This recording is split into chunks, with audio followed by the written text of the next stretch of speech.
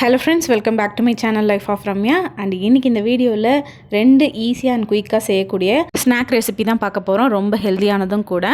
கிட்ஸோட snacks பாக்ஸ்க்குலாம் நீங்கள் அழகாக back பண்ணி கொடுக்கலாம். இது மட்டும் இல்லாமல் 1.5-2 வயசு உள்ள குழந்தைங்களுக்கு கூட அழகாக இது நீங்கள் ஈவினிங் ஸ்நாக்காக பண்ணி கொடுத்தா சாப்பிடுவாங்க. ஸோ எப்படி பண்ணுறதுன்னு பார்க்கலாம்.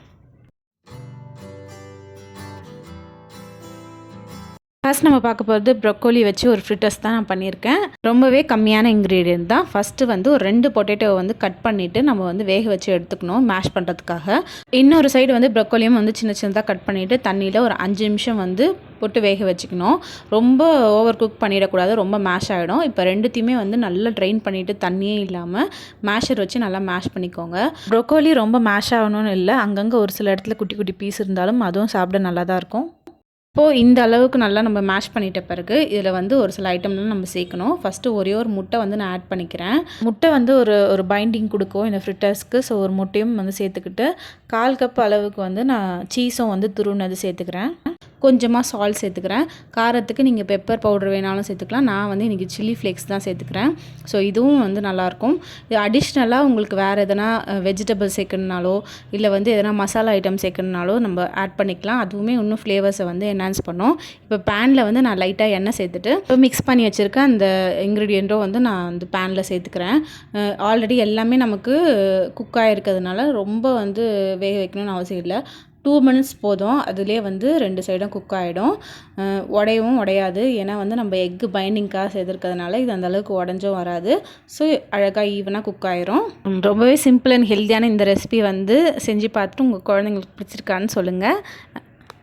நெக்ஸ்ட் நம்ம பார்க்க போகிறது வந்து அவல் வச்சு ஒரு ரெசிபி, அவல் கட்லெட் ஆர் போஹா கட்லெட். இதுவும் ரொம்ப சிம்பிள் தான். ஒரு பவுல் எடுத்துகிட்டு அதில் 1 கப் அவல் சேர்த்துட்டு தண்ணி ஊற்றி நல்லா வாஷ் பண்ணிவிட்டு அது ஒரு 2 நிமிஷத்துக்கு அப்படியே ஊற வச்சோன்னா அந்த தண்ணியெல்லாம் நல்லா உறிஞ்சி இந்த கன்சிஸ்டன்சிக்கு வந்துடும். இப்போ இந்த அவல் வந்து தண்ணி ஃபுல்லாக உறிஞ்சிருக்கிறதுனால நிறையவே தண்ணி இருக்கும். ஸோ எல்லாத்தையுமே சுத்தமாக வந்து ட்ரைன் பண்ணி எடுத்துடணும்.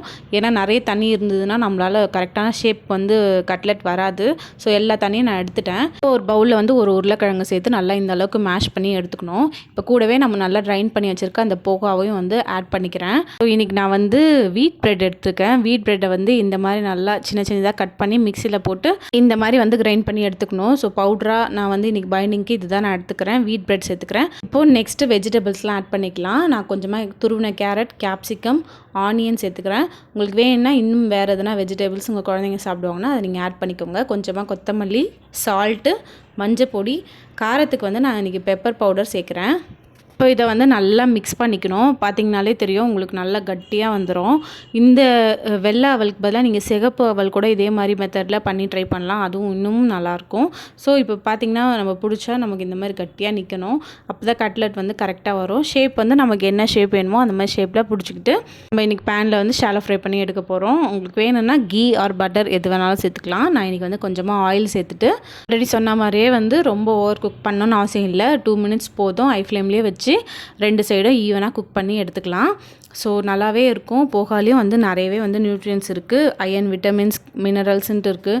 குழந்தைங்களுக்கு இது ஈஸியாக டைஜஸ்ட் ஆகக்கூடிய பொருளும் கூட. ஸோ வந்து அழகாக வந்து இதில் வந்து நம்ம ஸ்நாக்ஸ் செஞ்சு தரலாம். பார்த்திங்கன்னா எல்லா சைடும் ஈவனாக குக் ஆகிடுச்சு. குழந்தைங்களோட ஈவினிங் ஸ்நாக்கு இந்த மாதிரி ஹெல்த்தியான ரெசிபிலாம் செஞ்சு கொடுங்க. கண்டிப்பாக அவங்களுக்கும் பிடிக்கும். அண்ட் இந்த மாதிரி ரெசிபிஸ் பிடிச்சிருக்கான்னு கமெண்ட்டில் சொல்லுங்கள். நெக்ஸ்ட் ஒரு இன்ட்ரெஸ்டிங்கான வீடியோவில் பார்க்கலாம். அண்ட் தேங்க்ஸ் ஃபார் வாட்சிங். பாய்.